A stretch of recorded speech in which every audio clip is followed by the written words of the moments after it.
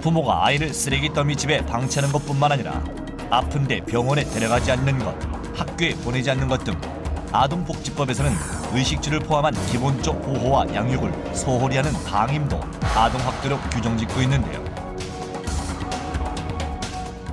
아동보호 전문기관 조사 결과 아동학대 사례 중 중복학대를 제외하면 정서, 신체, 성학대보다 방임으로 인한 학대가 많다고 합니다. 또한 법무부 정책연구 결과 반복적으로 방치된 아이들의 피해 후유증은 심각한 상황이라는데요. 저희 연구에 따르면 방임받은 아이들의 지능지수가 제일 낮았고요. 특히 방임받은 아이들이 정상적인 사회생활을 할 수 있는 사회적 기술 같은 걸 배우지 못했기 때문에 그 여러 가지 사회적 능력이 떨어져서 사회생활이나 친구 사귀기 이런 것들이 굉장히 어려움을 겪고 있습니다. 전체 학대받은 아이들의 특징이라고 조사한 게 있는데 거기 보면 가장 흔한 심리적 특징은 불안입니다. 불안은 한 20%가량 아이들이 불안이고요. 그 다음에는 자기 자존감이 굉장히 떨어져 있는데 자기 자신에 대해 굉장히 본인이 형편없는 사람이라고 생각하는 사람들이 한 10%, 언어 문제라든가 학습 문제 갖고 있는 아이들이 한 5%. 이 정도가 되면 굉장히 심각한 문제죠.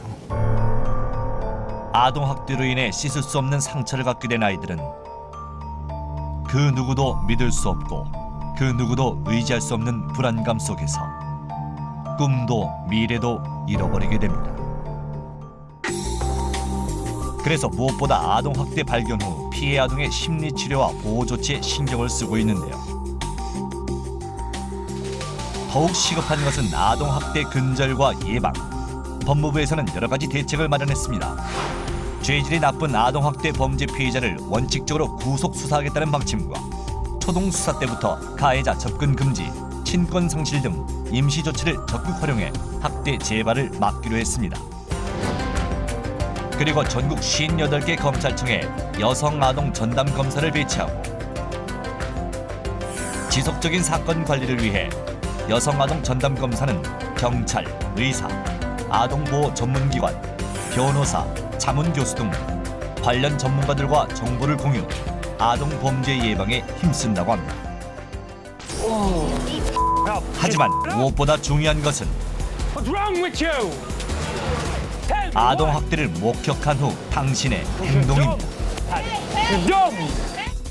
솔직히 신고하기 좀 힘들 것 같아요. 제가 선생님도 아니고 그냥 길 지나가다가 본 사람일 뿐인데 제3자인 제가 막 가담하기가 되게 애매하잖아요. 그쪽 가정사니까 참견 안 하고 그냥 넘어갈 것 같아요. 이기적일 수도 있지만 가정적인 문제라다 보니까 다음에 가정사에 쉽게 간섭하기가 좀 되게 까다롭거든요.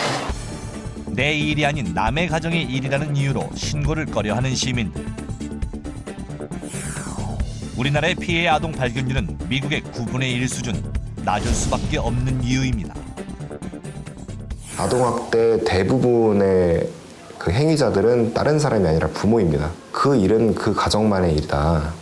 내가 굳이 관여를 하지 않아도 된다. 이러한 인식들 때문에 신고를 굉장히 하지 않는 걸로 저희가 분석을 하고 있습니다. 신체 학대를 받아서 되게 이렇게 사람들의 무관심 속 아동학대로 고통받고 있을 아이들, 당신의 관심이 필요합니다. 이 옆집 아이, 근처의 아이가 내 아이라고 생각을 하시고 이 아이가 오랫동안 보이지 않거나 아니면 아이가 얼굴에 약간 멍이 들어 있거나 아니면 너무 오랫동안 운다거나 이런 학대가 의심되는 상황이 온다면은 그 학대인지 아닌지는 걱정하시지 말고 신고를 주셔서 그 아이에게 도움을 받을 수 있게 해주시기 바랍니다.